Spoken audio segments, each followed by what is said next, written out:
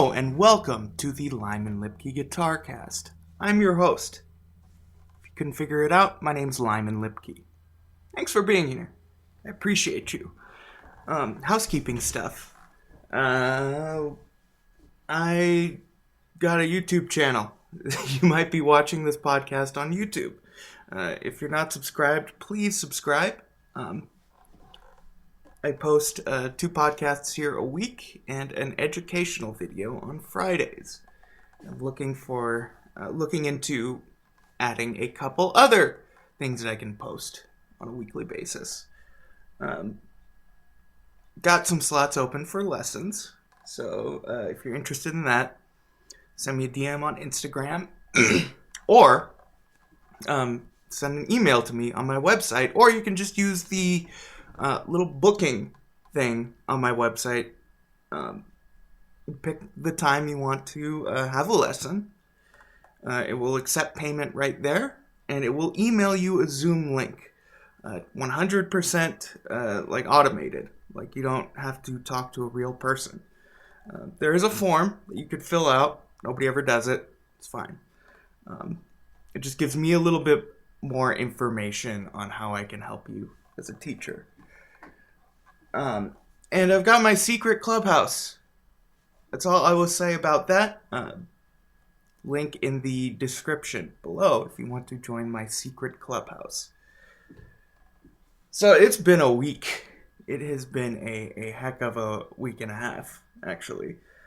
Something like 1,500 miles of driving, 4 gigs, and I got back early in the morning on Saturday, and I've just been recovering since then. Finally feel like I'm back in the land of the living.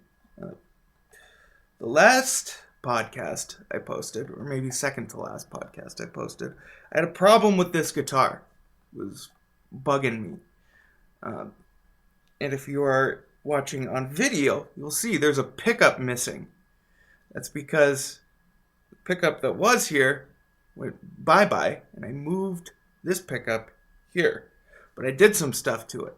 Like I took out all of the copper winding and I rewound it. So this in here is actually my first ever successful pickup.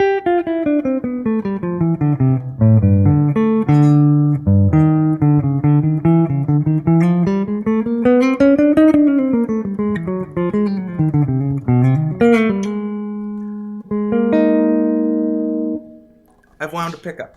It worked. I am going to take out all the copper out of the other one that was in here, and I'm going to rewind that one. We'll see what happens. I only melted the bobbin a little bit. Wasn't completely melted this time, so I think that's a success. I've got a dumb crock pot. It's got low and high. Last time I tried to cook a pickup, I really cooked it. It was on high. I turned it onto low this time, and before I actually dipped the pickup in the paraffin wax, I turned it off, like for 10 minutes. And I think if I turn it off for a little while longer, it will not melt any at all. So that was a fun project. That's what I did when I got home. I rested, relaxed for a few hours. Then I immediately went into my workshop and tried to make a pickup.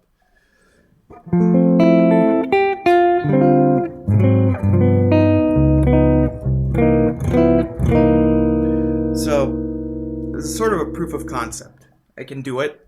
Now I can start making experiments, seeing what I can do with pickup winding.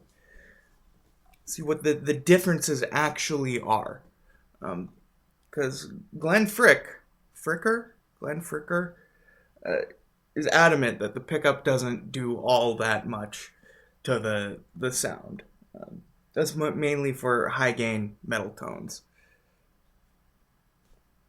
But I'm a tinkerer, and I want to test for myself.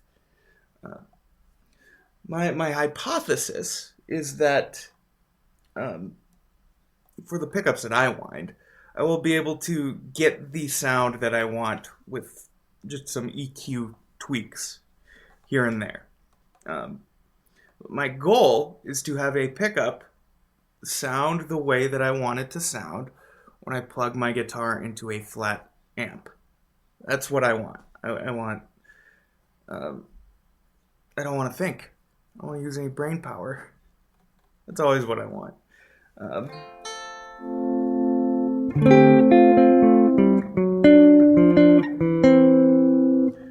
I'm quite happy with the result so far. Um, Give me a week, and I may not be happy. We'll see. Um, it was. Let's talk about what I did this last week. I did a little tour. It's not really a tour of the state of Arizona. Played all around the state. Phoenix area and the Show Low area. You ever heard of Show Low, Arizona? It's an interesting place.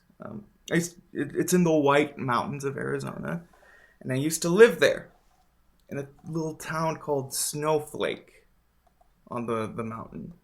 You might think, Snowflake? It snows in Arizona? Well, yes, up there it does snow.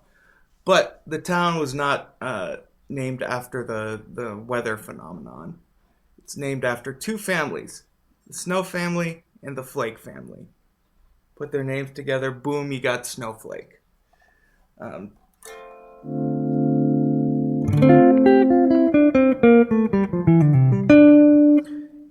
and when I first moved to Snowflake, it's high up. It's like 5,000 feet elevation. Um, After about a month, like I had been laying down, and I stood up too quickly and held my breath, as I often do, to get a little bit of a head rush and kill some brain cells. I got like 2 left. And I just fainted. This was back like 8 years ago, 2016. I just fainted. And so I learned, like, gotta be careful with that mountain air. And that's something I took into account because I'm no longer at high elevation. So I knew I would have to conserve a little bit of energy on stage. Um, I did a 4th of July gig with 2 different bands. Band called Ryan David Orr and the Brighter Still. I would love to get Ryan on the podcast. He is a brilliant songwriter, just amazing, like, lyricist. And he always writes pretty good changes. Fan of the 2 chord in rock music. Like, a lot of his songs contain all 6 major and minor triads, which is, nice for me because I like to, improvise over diatonic progressions that have everything. But I played with Ryan for like 3, 4, 5 years, something like that. And it's been a little while since I played with him. It just it felt natural. Like I just fit right back in, and I had a great time. We had another show next day. I'll get into that. But I played with another band called Incursive, fronted by a wonderful lady by the name of Tyler King. Love to get her on the podcast as well. It was just like top 40 pop hits from the 60s to today. I had a lot of fun with that. And they were bass gigs. Didn't know I was a bass player, did you? You can see, if you're on the video, just the littlest smidgen of my upright bass. And I haven't done a bass gig in... it's been a while. It's been over a year, for sure. Yeah, over a year. And I always get dumb injuries if I don't play bass for a while and then immediately like go into a gig. Injuries are bad. I don't know like how else to say that. Especially injuries like, carpal tunnel or tendonitis. Those are the injuries that we practice technique for to avoid those injuries. These injuries that I got, dumb injuries, are like blisters, hangnails, the skin here. Is that your cuticle? Like I always screw that up. So my hands are a little bit shredded, but they're on the mend. I got a nice blister after playing playing the 4th of July. And I had a couple hangnails as well. So when I was driving, like, I'm pretty anal about like my fingers and like my nails. If there's anything like that's off, like I gotta fix it. And I call it doing minor surgery on myself, removing a part of my anatomy. Some dead skin around my fingernails. And sometimes I cut a little bit too much out, and that leads to my little fingies hurting because I was dumb with the fingernail clipper. But I'm on the mend now, and I'll be doing a guitar gig on Friday and a bass gig on Saturday. I've taken some time off from performing for the last year. I've probably done 7 gigs since last May, 7 to 10. It was coming up. I was playing like 2 to 4 nights a week. So it's been a little bit of a shock, but I'm gonna start playing again, and that's good. Like I need to be performing. Like I need to have that outlet, or else I get grumpy. So I'm dealing with a little bit of stupid injuries, just skin stuff.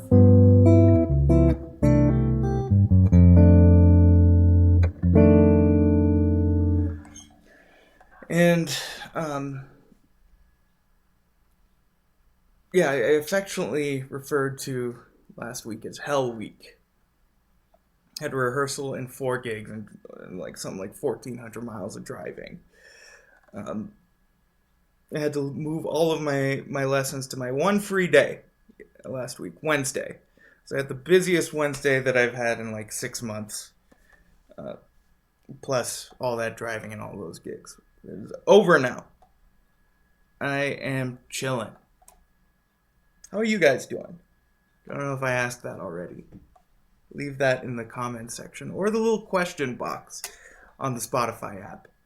There's a question box there. Do you know that? Because I do a Q&A episode every week. I got to play with a fantastic guitar player, playing with Tyler King. And when we were at the rehearsal, he brought this Strat. I think it was a brand I'd never heard of, Memphis, and I just assumed it was like some boutique Stratocaster copy. Sounded great, and so I had to ask him like, what is that? He's like, oh, it's one of the Japanese lawsuit Strats. Plays great. Frets, it's got real low frets at this point. And then he said, not bad for $120. And that, if you know anything about me at all, that is music to my ears. Like I love guitars that are less than $200. Because you can always make little improving moves on the guitar. You can upgrade things little by little. And so, like, that piqued my interest. And when he shows up to the gig, he's got this double humbucker guitar, cream colored. I'm like, okay, here is his real guitar. Like, this is a boutique instrument. Like, I've never seen something like that. I've seen things that are similar, but I've never seen that one. And it sounded great. And I guess he talked to my buddy Cameron, who plays drums in Wild Giants and guitar for Ryan David Orr, and told Cameron that that was a first act. It was a first act guitar. It was one of the ones that you got if you bought a Volkswagen. Like, they gave them away with Volkswagen Jettas, I think. Brilliant fretwork. And I asked him, like, have you ever gotten, fretwork done on this guitar? Have you ever had a leveling crown? Like, I've polished it, but that's it. $80. Dude brought a $120 Strat and an $80 first act guitar to a festival. That is the audacity that I love. I love that audacity. One time, I was playing a gig at the Marquee Theater in Phoenix. This is the biggest gig that Wild Giants has ever played, opening for Dexter and the Moonrocks. And I brought my Glary Telecaster with the Fender neck. Total cost, everything that I had into that guitar was like $160. Now, that includes the Fender neck that I put on it, because I traded a $75 guitar for that neck to Cameron. He gave me his roasted maple neck for a 7-string Schecter that I paid $75 for, and put on some brass saddles, $14 Amazon pickups, and one of the guys from Dexter and the Moonrocks asked me, "Yeah, is that a Fender you're running through a Kemper?" And it was not a Fender. It was not a Kemper. I was running through a Joyo American Sound preamp, a Donner digital reverb, and a Sonicake IR impulse response pedal. Total cost of that rig, probably $150. And that was my quote-unquote amplifier. And it was my amplifier for a long time, until I got the Vailton, which I'm very happy with. I love cheap instruments. One time somebody was like, "Nobody loves cheap instruments. Just say you're broke." Well, I'm a career musician.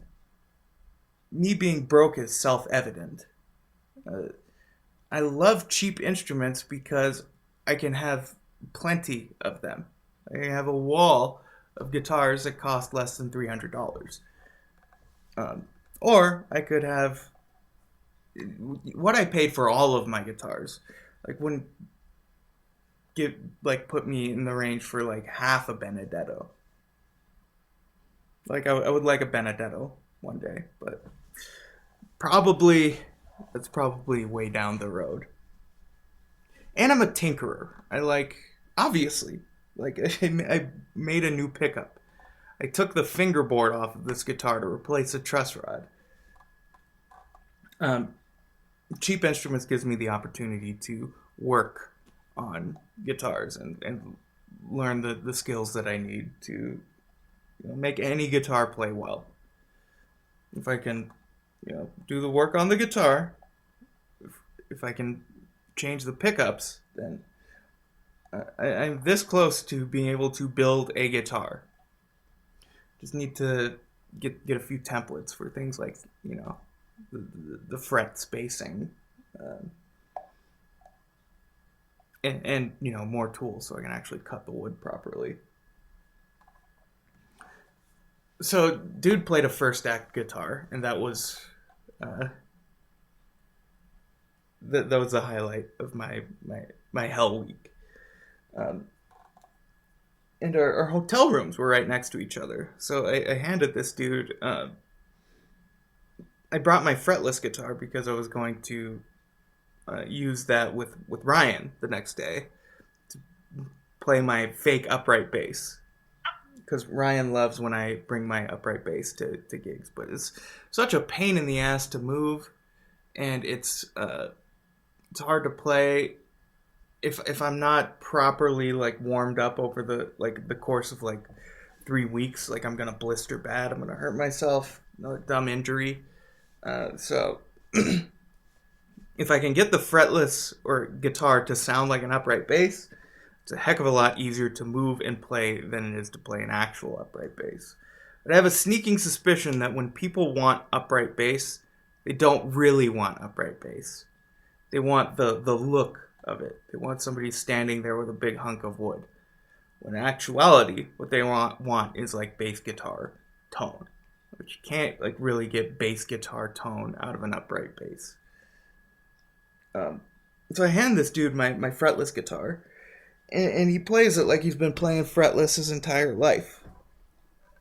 Which, usually when I hand somebody the fretless guitar, they're completely lost, and it's really funny to me.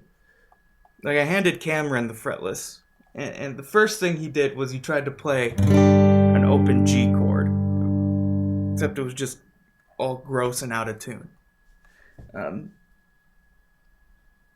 But this dude was doing the stuff that, like, you know, the fretless is built for. Played it beautifully. Probably better than I played.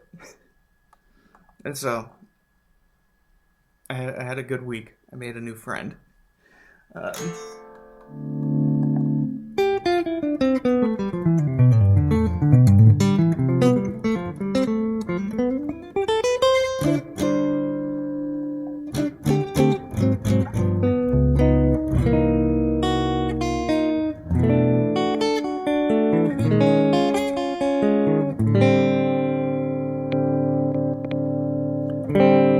My wiring on this pickup is not good.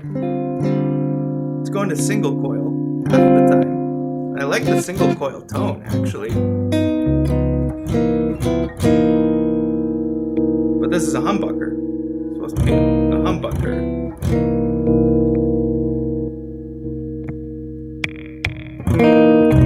There we go. And there we go again. So, I think it's back to the drawing board on this pickup. I'm still experimenting with the shorter format. Probably call it here pretty soon.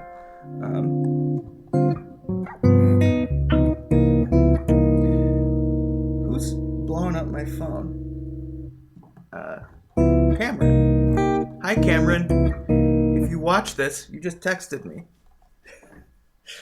What is this, therapy for me? Am I going through a therapy session? So, I haven't really been practicing all that much the last month. I had a big content project. All of my shorts, my morning shorts, the ones that go out at 10 a.m., they're scheduled until October. And then my evening shorts, the ones that go out at 6 p.m. Pacific, are clips from like this podcast, my YouTube videos, things like that. So that took the first half of June, and then I was prepping for these gigs. Really, only for I was only really prepping for the Incursive one. I did zero prep for Ryan's gig. That's a lie. I prepped a little bit. I listened to one of the songs that I had never heard before, one of his originals. Listened to it 3 times, and then played it.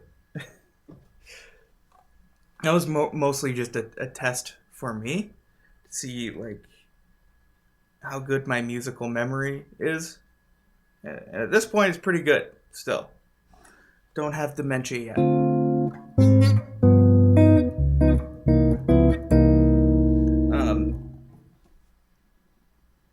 And yeah, I also do that because I knew that it would just upset Cameron that I put zero prep into that gig. Because he puts a lot of prep into anything, anytime he's playing a gig.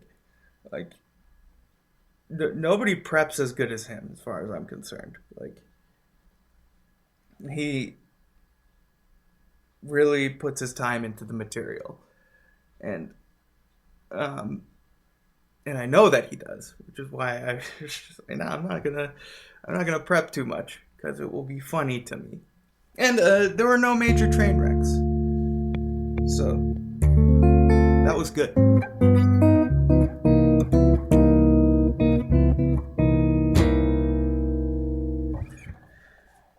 So I haven't really been, working on too much.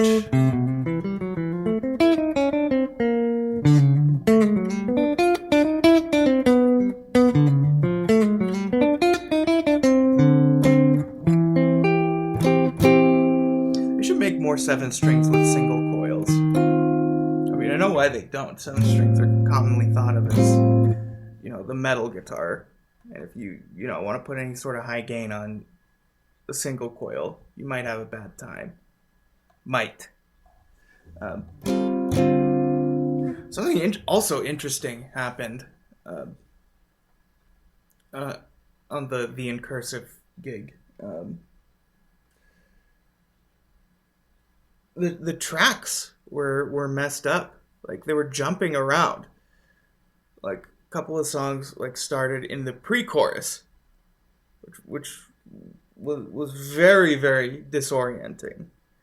Anytime that I'm playing with tracks, and somebody who hasn't played with tracks before, I always give them the same advice: follow the track. The track never changes, except when it does, I guess. And the power, I just had the worst 60 cycle hum in my ears. It was bad. From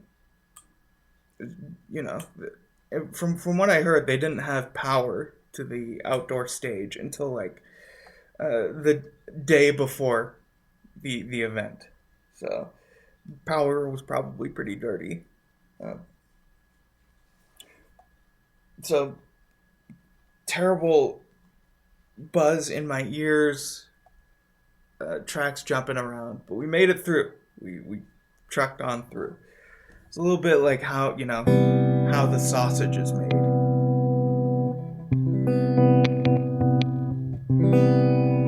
So which coil is the one that's going out? Whoa, that sounds bad. I'll fix this later. I'm excited to get back to practicing because it's been a month since I put in any real serious practicing.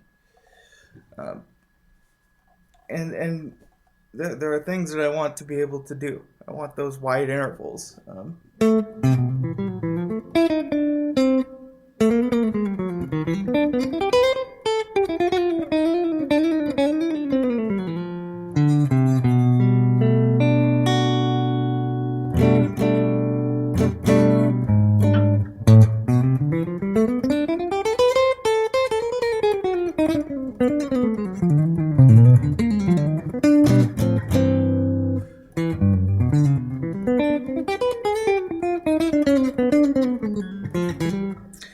And I want the contrary motion.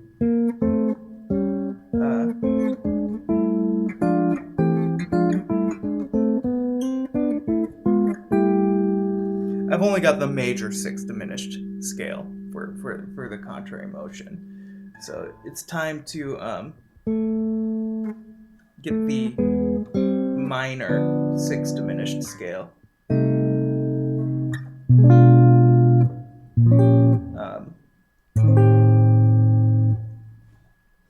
And I'll probably do a video on the contrary motion concept.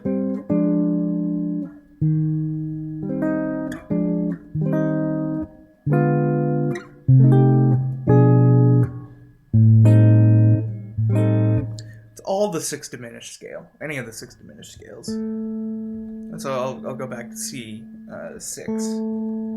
Note from C6, one of our thirds a fifth in the sixth diminished scale. 1, 2, 3, 4, 5. We have that thing in there. So we get a diminished third in the sixth diminished scale. This is a sixth diminished scale in thirds.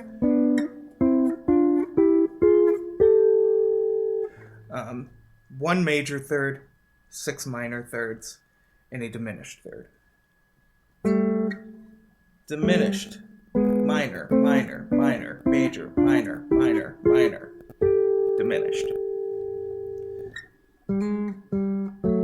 So, single note, third, fifth, another fifth, but a third below in the bass.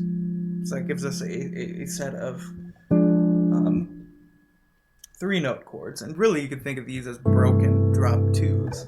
So, drop 2s on the bottom set.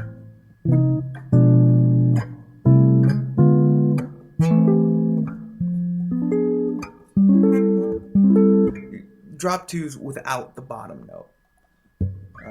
So, instead of this chord, get rid of the bottom.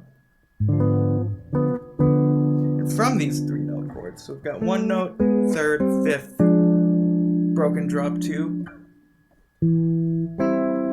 another broken drop 2, except we're going to double our bass note up an octave, and then it moves to drop 2, drop 3, drop 2 and 4, and then either a drop 2 and 4 with the bass doubled in the soprano, or a drop 2 with the soprano doubled in the bass. Either of those will work. And then an extra wide. So these are bottom 2 strings, top 2 strings. Alternating between C6 and D diminished.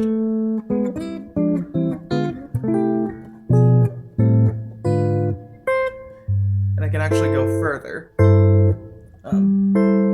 Play a drop 3, but put the bass note down another octave onto the low A string, the 7th string. Drop 2 and 4. So I can get 2 more in the contrary series.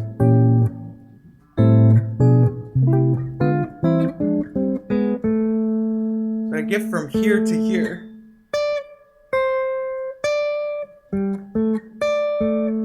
That's an octave and a half, basically. And from here to here, moving 1 step at a time, the 6th diminished scale. That's true contrary motion. Bottom note going down 1 step, top note going up 1 step.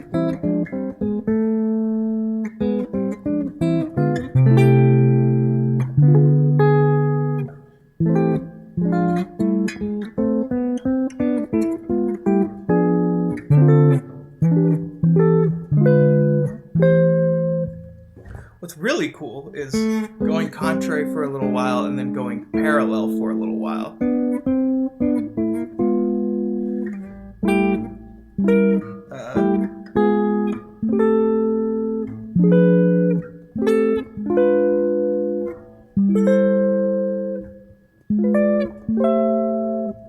So, like, I can go parallel in any direction at any point, because I've practiced each set of these chords. 6th diminished scale in fifths, 6th diminished scale in thirds,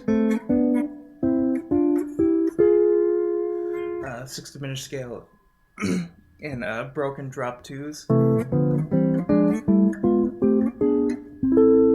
6th diminished scale in broken drop 2s with the soprano bass doubled up an octave.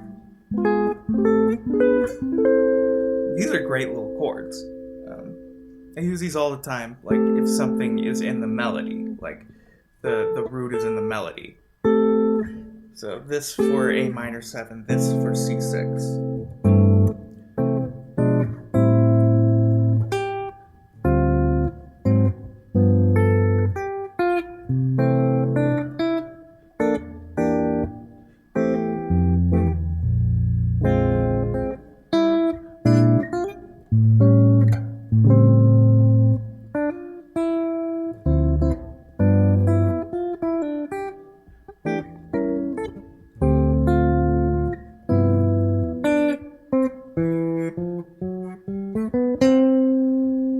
that's what I'm working on. Contrary motion and wide intervals.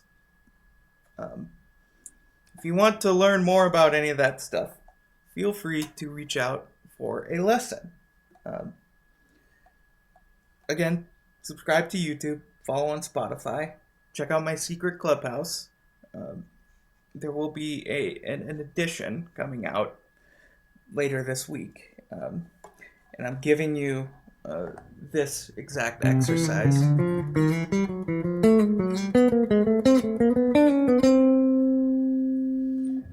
Bouncing in thirds, or my 5-note enclosure rules. Yeah, that's a podcast. We're going to call it shorter format. See if I can't build that retention. I'll see you guys on Thursday. Give me your questions. Bye.